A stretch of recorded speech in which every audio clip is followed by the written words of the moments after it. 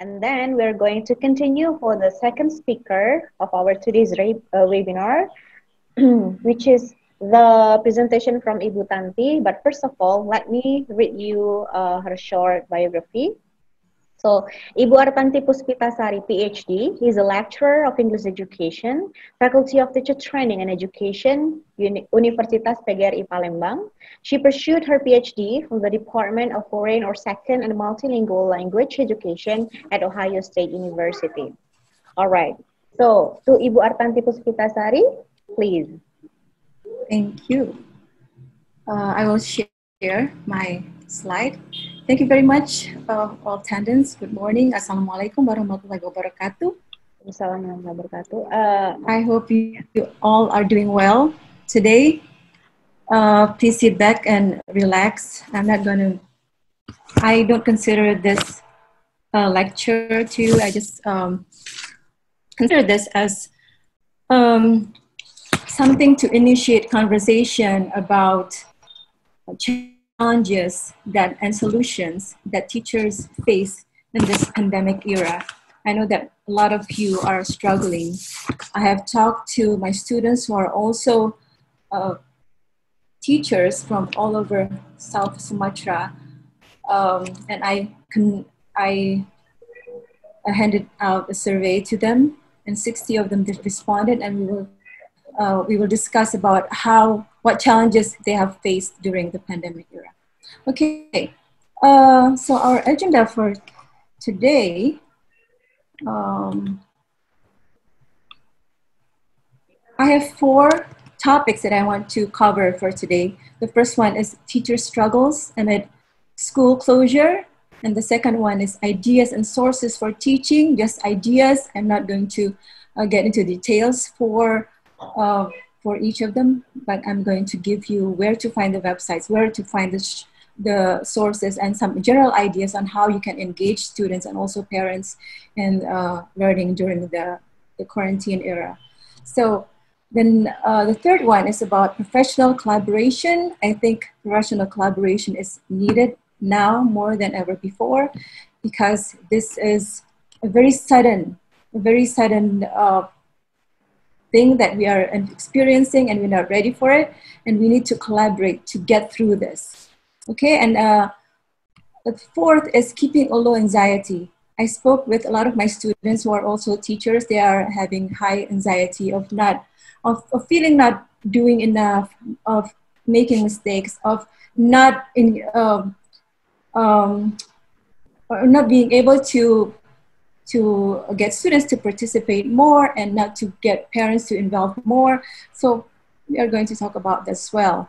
So the first one is about teacher struggles amid schools closure.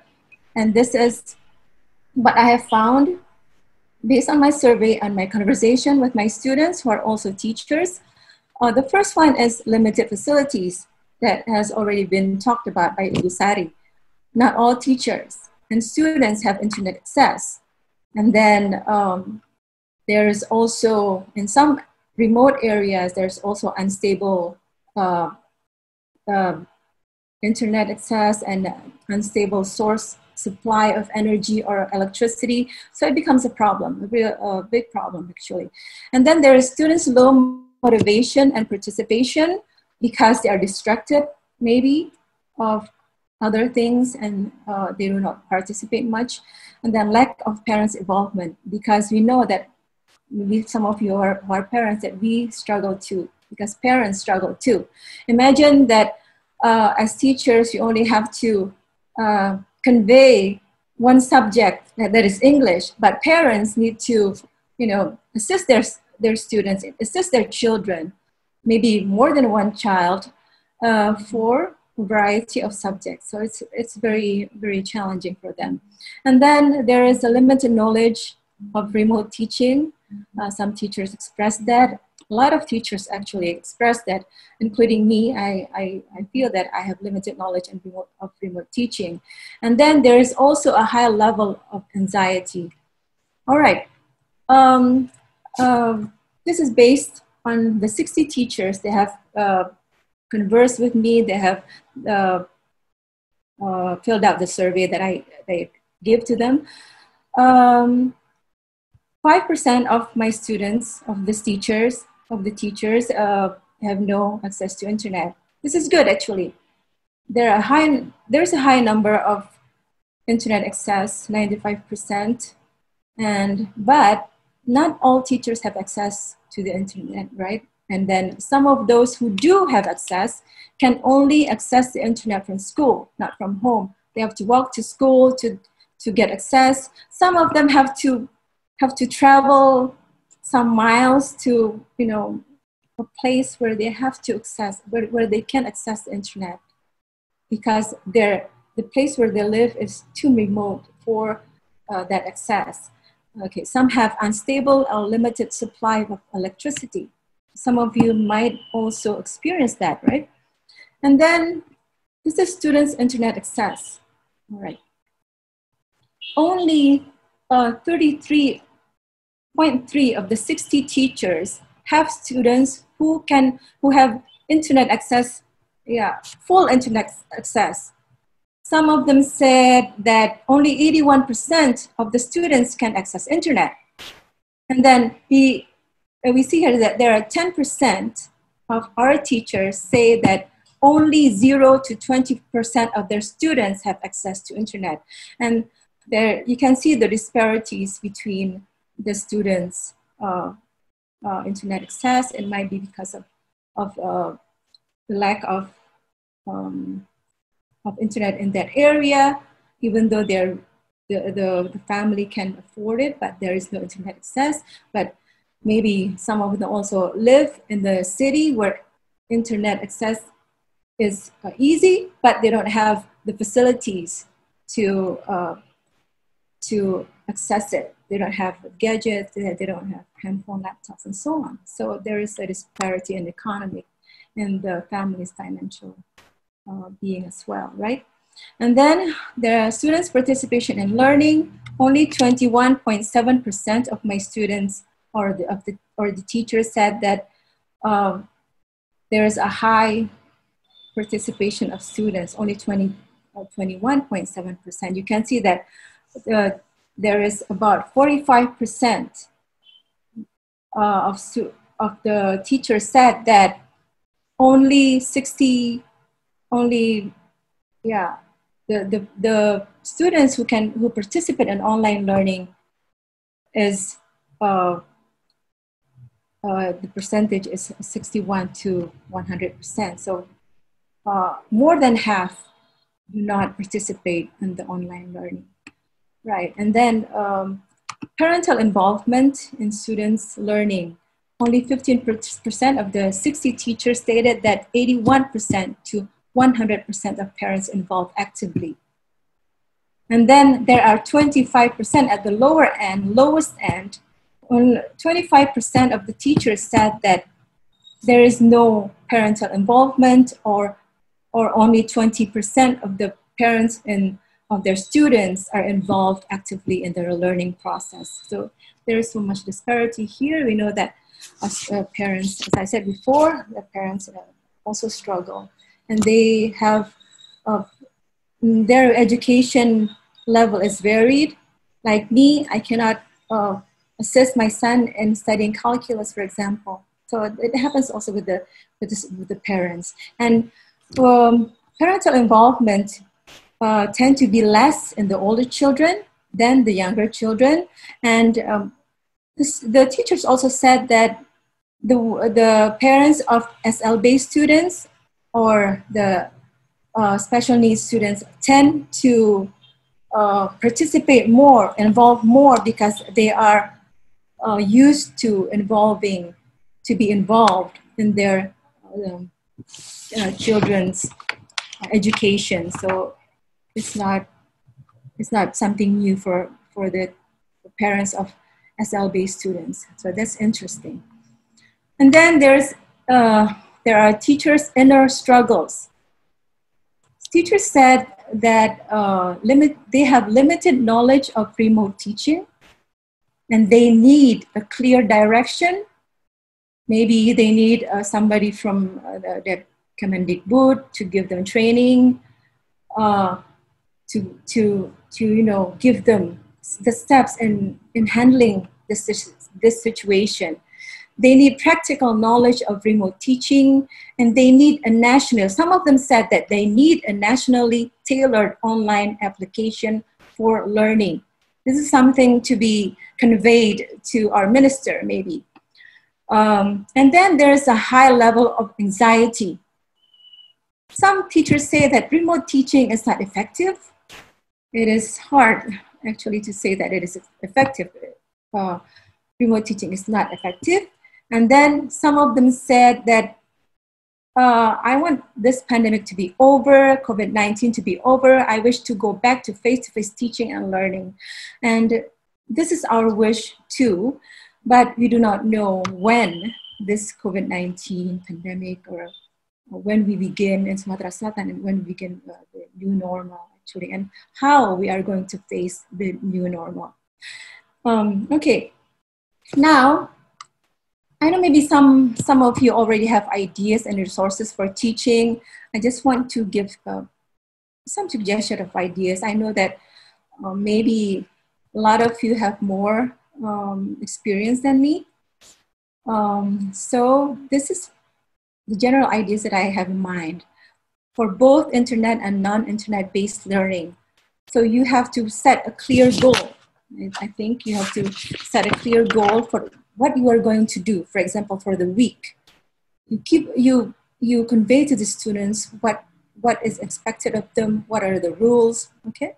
And then choose materials, topics, and tasks relatable to students' daily activities, hobbies, interests, current issues, etc. So you, at least you have tried, you have tried to engage them more in something they are interested in, something that they do every day, and that is something that they find in their daily lives. Okay, for example, if they play basketball every day, you can ask them to write about the rules of basketball or how in basketball you score or something like that. So, and then give, I think, project-based tasks that are doable can be given to students. So those daily activities, hobbies, interests, and current issues can be, you can tailor a project-based tasks around those activities, right? And then you can also integrate, you can also work with other subject teachers to integrate a project, to do a project together, to make the students do a project together. For example, you can work with a science teacher and art teacher, and you give students reading about photosynthesis or about the environment, and then you ask them to report painting or posters or digital creations, so that the students do only one project, but you can assess them in different areas, right? So it will be easier for you as a teacher because you work with other teachers, and also it's easier for the students because they don't have too much task to do for each of the subjects, okay? So group work is also important. A lot of students said that they miss their they miss their classmates, they miss their teachers. So I think group work is good, okay? And then teachers, I think, must build and maintain rapport with students. Consider your class as a big family. Yeah, you can, maybe some of you have already done this. You can have groups in WhatsApp, you make groups in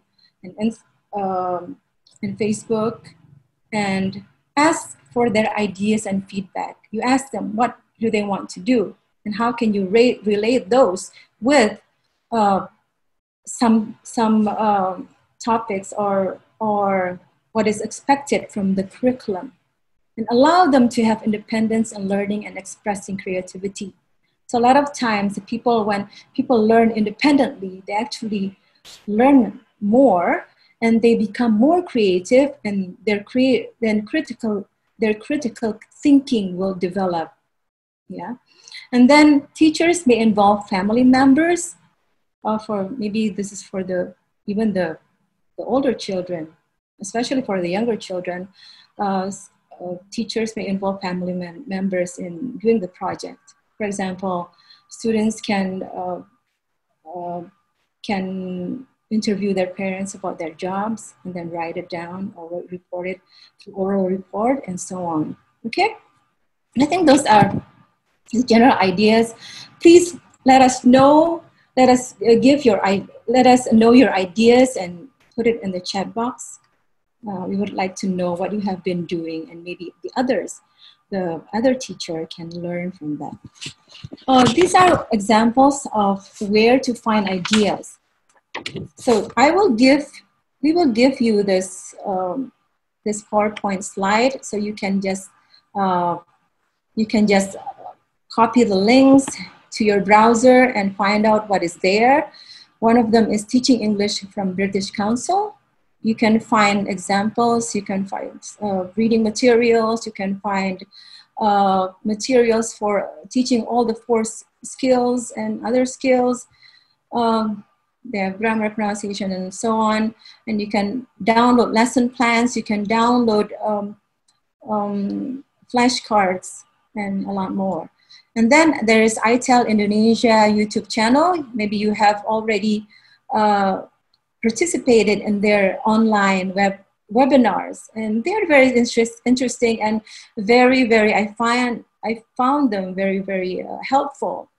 And you can look at it and discuss with other teachers on how you can apply them. And then there's also American English, U.S. Department of State resources. They also provide materials for teaching all the skills that you need for teaching English. So these are some of them. And you can also, if you go on Facebook, there is Speaking English Fluently and Learning, there are many more, Learning English and so on. And you can follow those pages, and they will give you updates on what you can do, or resources that you can use for your own teaching. Teaching English British Council Teaching English British Council has a Facebook page. So do ITEL Indonesia and American English. So you can follow their Facebook page. And these are suggestions from Indonesian Ministry of Education and Culture. I found this from Edukasi Kompas. You can see, you can try what they have to offer and discuss it with teachers on how to apply it. And then some sources of guidance for internet-based teaching and learning. As I said before, the use of social media platforms already familiar to students. This is, I think, very effective. They're on Instagram, Facebook, YouTube, WhatsApp anyways. Even games, you can incorporate games into the project-based task, okay? And then you can refer to websites that offer knowledge on how to teach using your smartphone. For example, artificial intelligence provided by ITEL, digital storytelling also provided by ITEL, and then remote teaching guidance from British Council. Okay, here the British Council guidance includes maximizing speaking opportunities, maintaining students' motivation, teaching English via TV or YouTube, maintaining teacher well-being, tips for making audiovisual contents, and guidance for using Zoom, for example. Those are some of the examples that they offer. And then there's also a link on YouTube about evaluating digital learning materials and meaningful and engaging e-learning. So how can you engage your students in participating so they participate more in the learning of English in your classroom? So you can look at these YouTube websites. They're very interesting. I think very helpful. And then some of you I know cannot have internet access, and a lot of your students also do not have internet access. But these are the ways to teach English without internet access.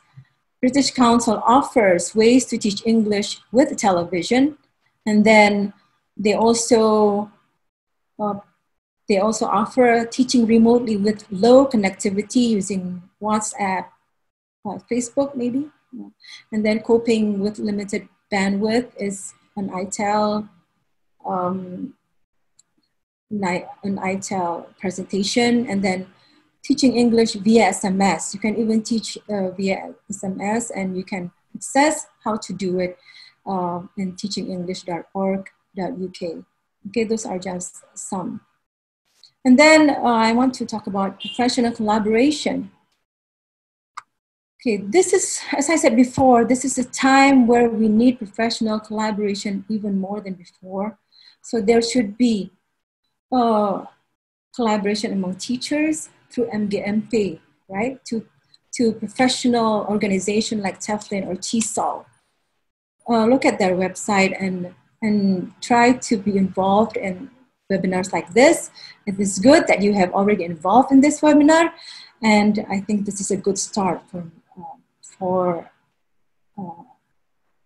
finding solutions to the problems or the challenges that we are facing now. And then you can also collaborate with English and other subject teachers. Among you and other subject teachers, you can talk to them on how you can make projects or tasks, project-based tasks that can involve many or various subjects, but involving only one project. So you can assess in different